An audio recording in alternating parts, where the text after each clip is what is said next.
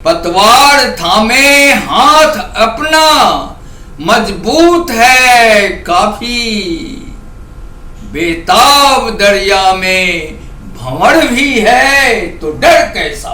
दोस्तों, पर्यावरण है, प्रकृति है, तब हमारा जीवन है। और जब हम इसकी सुरक्षा नहीं कर पाएंगे तो निश्चित तौर पर हमारी जिंदगी कितनी मुसीबत में पड़ जाएगी, यह हर लोग जानते हैं। और इतना ही नहीं, हम प्रत्येक वर्ष पर्यावरण दिवस मनाया करते हैं, प्रकृति दिवस मनाया करते हैं। इसके बावजूद हम पर्यावरण के प्रति उतने सचेत नहीं रहते। आज दोस्तों, मैं एक ऐसे शख्स से आपको मिलवाने जा रहा हूँ जो पर्यावरण और प्रकृति की चिंता लिए हुए पूरी जिंदगी गुजार दी है। और उन्होंने कई पुस्तकें लिखा, कई कविता, कहानी, लोक कथा का उन्होंने सृजन किया और वे सभी प्रकृति पर्यावरण को समर्पित रहा। हमारा आशय है डॉक्टर मेहता नागेंद्र सिंह से। ये एक ऐसे शख्स हैं जो पूरे देश में प्रकृतिविद, पर्यावरणविद के रूप में जाने पहचाने जाते हैं। इनकी कई गजलें, पुस्तिका बिहार में एक गजल की पुस्तक आई है। ये कहते हैं अपनी गजल के पुस्तक में, शहरों में शोर मचाना कब छोड़ेंगे आप, शहरों में शोर मचाना कब छोड़ेंगे आप, और सड़कों पे धुआं उड़ाना कब छोड़ेंगे आप। पानी ही जीवन का आधार रहा सदियों से, पानी में जहर मिलाना कब छोड़ेंगे आप। इतनी बढ़िया बढ़िया शेर, शायरी, तमाम चीज़ें उन्होंने पर्यावरण को, प्रकृति को समर्पित किया है। हम उनके आवास पर उनसे मिलने आए हैं। आइए मैं आपको उनसे मिलवाता हूं। इसके पहले मैं आपसे कहना चाहूँगा कि कृपया राइजिंग बिहार यूट्यूब जो चैनल है उसको आप सब्सक्राइब अवश्य कीजिए, ताकि हमारा साहित्य का यह सफ़र आगे भी जारी रहे। मैं साहित्य संपादक सिद्धेश्वर आपको रूबरू करा रहा हूँ डॉक्टर मेहता नागेंद्र सिंह से। मेहता नागेंद्र सिंह जी, आपका नमस्ते नमस्ते नमस्ते, सभी को अभिवादन। अच्छा मेहता जी, मैं आप काफ़ी प्रसन्नता आज महसूस कर रहा हूँ आपके करीब। आप एक पर्यावरणविद के रूप में जाने जाते हैं। तो मेरा सबसे पहला यह सवाल रहेगा कि साहित्य की तमाम विधाओं में लोग जीवन के हर प्रसंग को लेकर आगे बढ़ रहे हैं, आपने पर्यावरण को ही क्यों इसका विषय चुना? सिद्धेश्वर जी, मैं प्रकृति के प्रति प्रतिबद्ध हूँ। कुछ भी उद्बोधन के पूर्व उसकी चेतावनी को सुनाता हूँ कि धूप, हवा, पानी पर टिकी है जिंदगानी। धूप, हवा, पानी पर टिकी है जिंदगानी, इसे प्रदूषित करने की मत कर नादानी। अगर किए नादानी जीना मुश्किल होगा, अगर किए नादानी जीना मुश्किल होगा, और बिना तड़पे मरना भी मुश्किल होगा। मित्रों, प्रकृति की ये चेतावनी आत्मसात कर लें और आगे कहने की जरूरत नहीं है। जैसा कि सिद्धेश्वर भाई ने प्रश्न किया कि आपने साहित्य सृजन में पर्यावरण कथ को क्यों लिया, मित्रों, सीधा सा जवाब है कि हजारों विषय में, हमारे सामने हजारों विषय है। इन विषयों के बीच पर्यावरण ही एकमात्र ऐसा विषय है जो हमारे जीवन अस्तित्व से सीधे जुड़ा हुआ है। इसीलिए रामायण में तुलसीदास के माध्यम से श्री भगवान ने कहा था कि क्षिति जल पावक गगन समीरा, पंच तत्व मिली रचित अधम शरीरा। तो ये जो 5 तत्व है जिससे हमारा शरीर बना है, पूरा ब्रह्मांड का रचना हुआ है, ब्रह्मांड की रचना हुई है, इसको स्वच्छ और शुद्ध रखना है। आपने बिल्कुल ठीक कहा मेहता जी कि इसे स्वच्छ और शुद्ध रखना है। यह हर लोग जानते हैं, हम लोग सदियों से इसको लिख पढ़ रहे हैं और साहित्य सृजन से के माध्यम से आपने इसे जन जन तक इस बातों को पहुंचाया है। इसके बावजूद हम क्यों देख रहे हैं कि पर्यावरण अप्रदूषित होता जा रहा है और लोग इसके प्रति सचेत नहीं है। जगह जगह पेड़े काटे जा रही है, हरे हरे वृक्ष का एक नाटक जरूर रचा जाता है कि आज वृक्षारोपण करेंगे, क्या करेंगे। एक तरफ वृक्षारोपण की बात चलती है तो दूसरी तरफ लोग पेड़ काट भी रहे हैं। ऐसी स्थिति में आपको कैसा लगता है कि हम पर्यावरण को कैसे सुरक्षित रख पाएंगे? हम लोग जाने अनजाने अपने जीवन अस्तित्व से खिलवाड़ कर रहे हैं, जिसका खामियाजा आज न कल भुगतना पड़ेगा। और अभी हाल ही में 2 साल पहले देख चुके हैं। अभी भी समय है कि पृथ्वी की रक्षा करें, प्रकृति की रक्षा करें और अपने जीवन अस्तित्व की भी रक्षा करें। निश्चित तौर पर यदि हम सचेत नहीं होते हैं तो हमारे जीवन क्या पूरी प्रकृति ही खतरे में पड़ सकती है। ऐसी स्थिति में मैं नहीं कहना चाहूँ, बिल्कुल सही है कि साहित्य का तो अपना उद्देश्य होता है और गुरु शिष्य को अपनी बातों को बतलाने का प्रयास करता है, वह सीखे या ना सीखे। लेकिन हमारा प्रयत्न होता है कि हम दूर दूर तक उन बातों को पहुँचाएं ताकि लोग समय रहते सचेत जाए और हम अपने जीवन को बचा सके।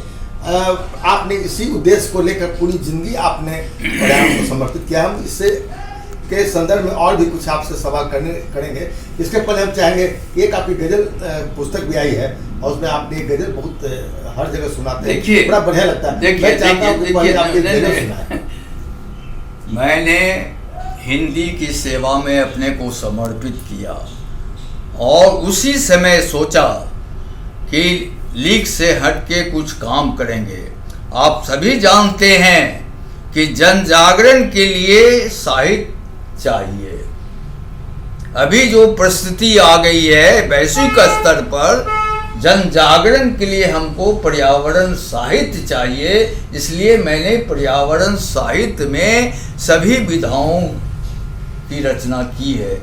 आपने गजल की बात कही, जी जी, मैं इसके साथ जोड़ना चाहता हूँ कि आज के आपे धापे में व्यस्तता में समय कहाँ है लोगों को साहित्य पढ़ने का।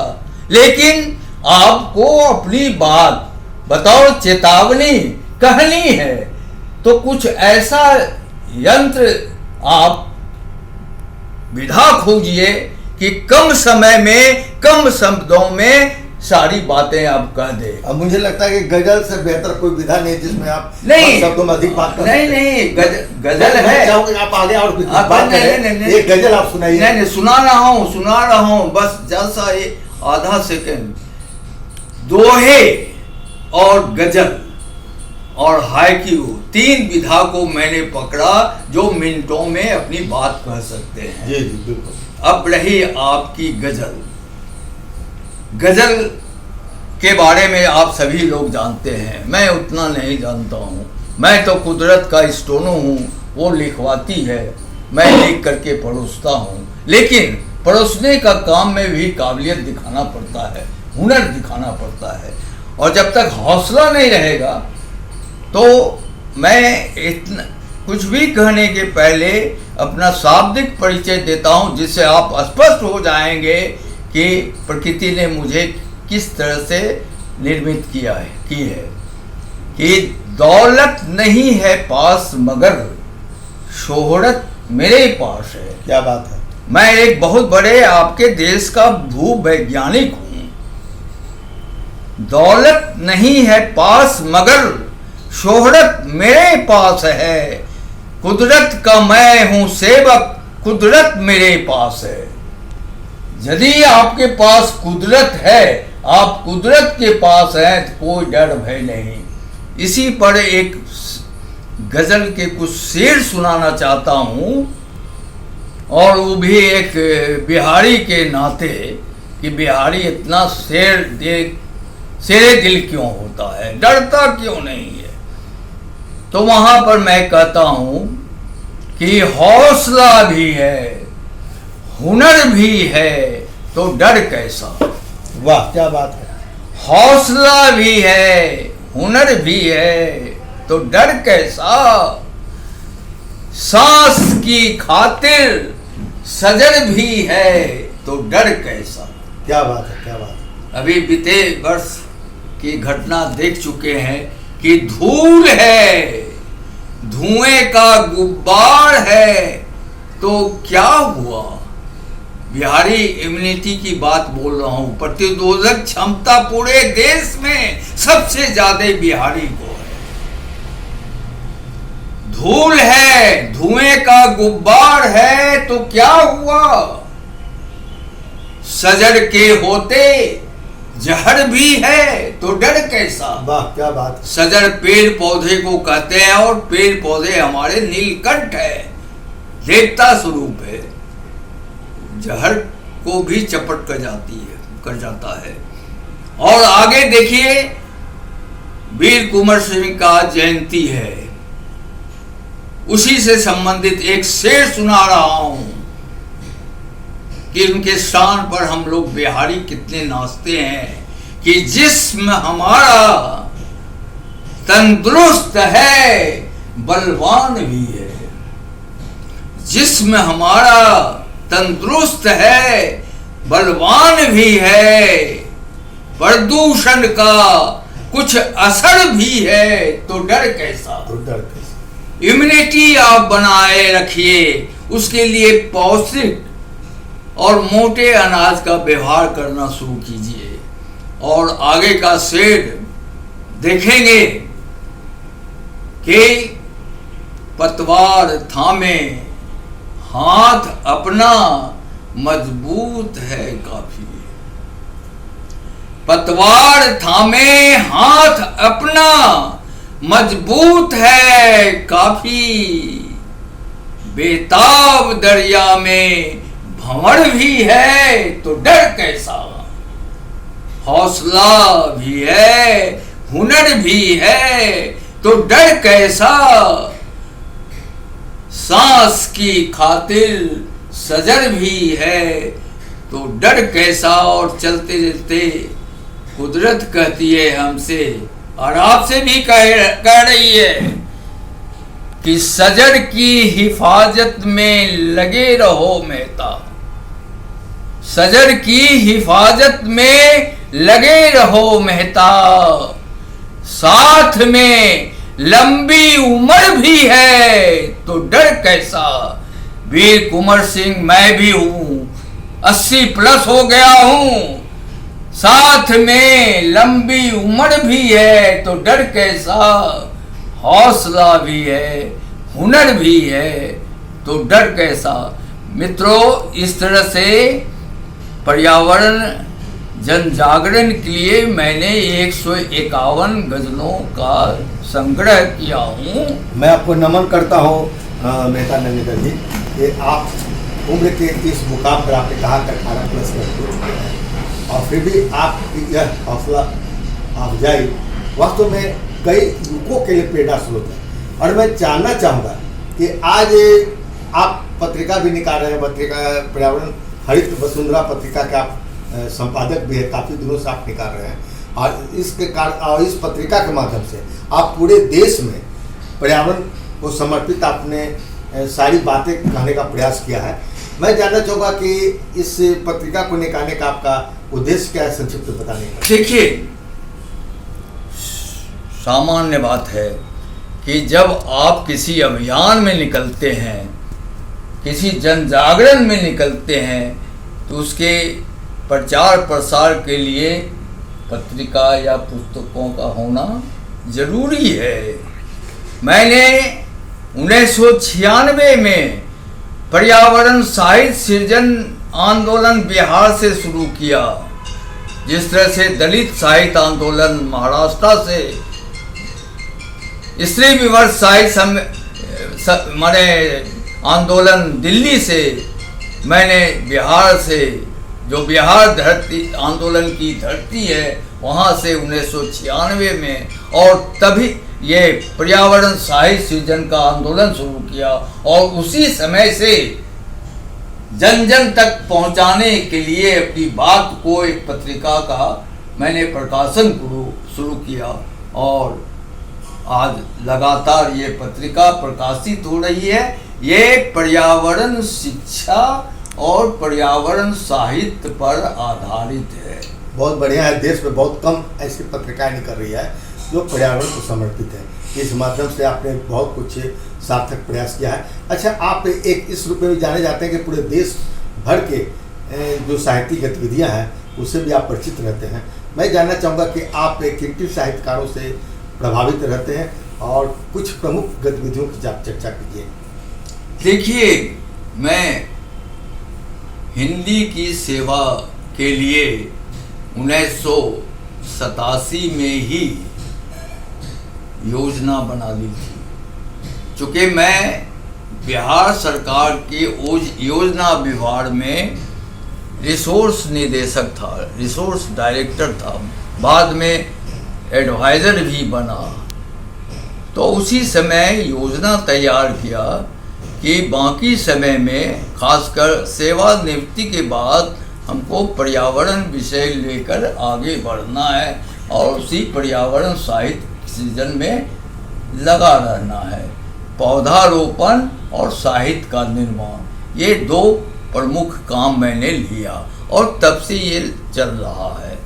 तो इस बीच में मैं पूरे देश का भ्रमण किया, और ये कहने में कोई गुरेज नहीं है, मैं सरकारी पैसे से भ्रमण किया और हर एक प्रांत के राजधानी में 10 से 5 विभागीय काम करता था, और संध्या में साहित्यिक संस्थाओं में बैठ के उन लोगों की बात सुनता था, सीखता था, जानकारी हासिल करता था। इस तरह से मैं पूरे देश के 148 संस्थाओं से संपर्क किया, जिसमें 48 संस्थाएं मुझे बहुत ही सक्रिय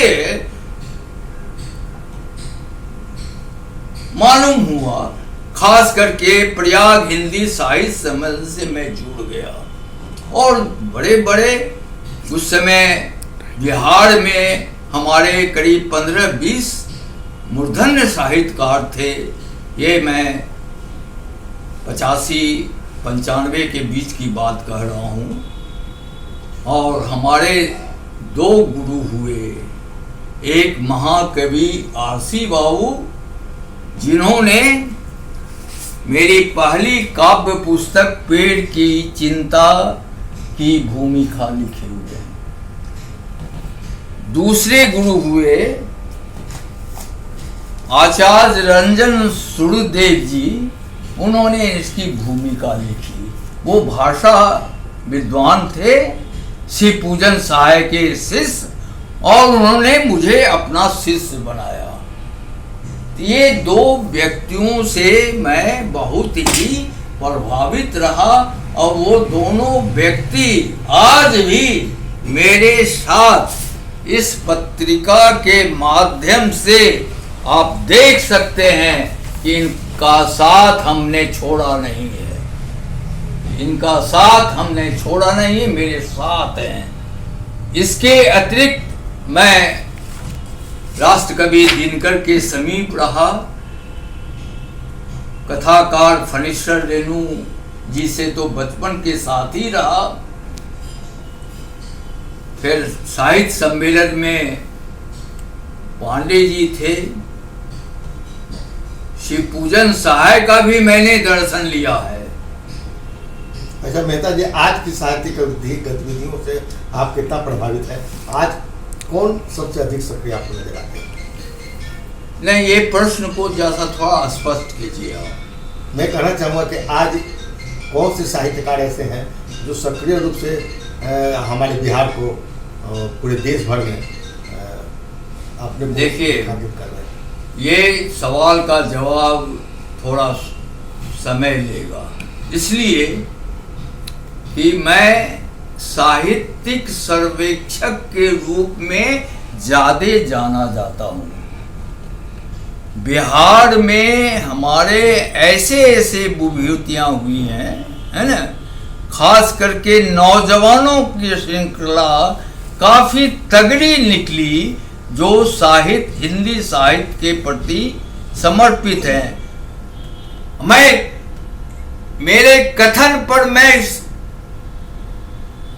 आप सबों को कहते हैं कि इसका प्रतिरोध कीजिए तो उसका जवाब भी देंगे। मेरे पास साक्ष्य है, मैं वैज्ञानिक हूं, बिना साक्ष्य का न तो लिखता हूं न कुछ बोलता हूं।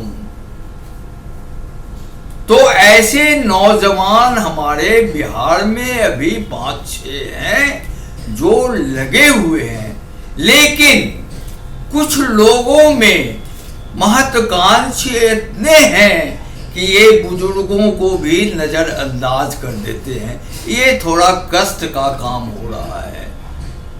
कई ऐसे नौजवान साहित्यकार हैं जो आगे चल के बहुत बड़ा नाम करेंगे, अच्छा काम कर रहे हैं, लेकिन पुरखों के साथ उनका हिसाब किताब थोड़ा। कोई संकट नहीं है, जो भी है वो मानव जनित है। अरे साहब, पृथ्वी पर 3 भाग पानी है, फिर पानी पानी आप रट रहे हैं। हाँ, पेयजल की संकट कुछ महसूस किया जा रहा है, लेकिन वो भी मानव जनित है। उसका जिस दिन से व्यापारीकरण हो गया है, अति दोहन हो गया है, तब से पेयजल संकट में आ गया है। इसके प्रति आपको सचेत होना पड़ेगा, नहीं तो अथाह जल के रहते भी आप प्यासे मरेंगे। ये बहुत बहुत धन्यवाद मेहता नागेंद्र जी, आपके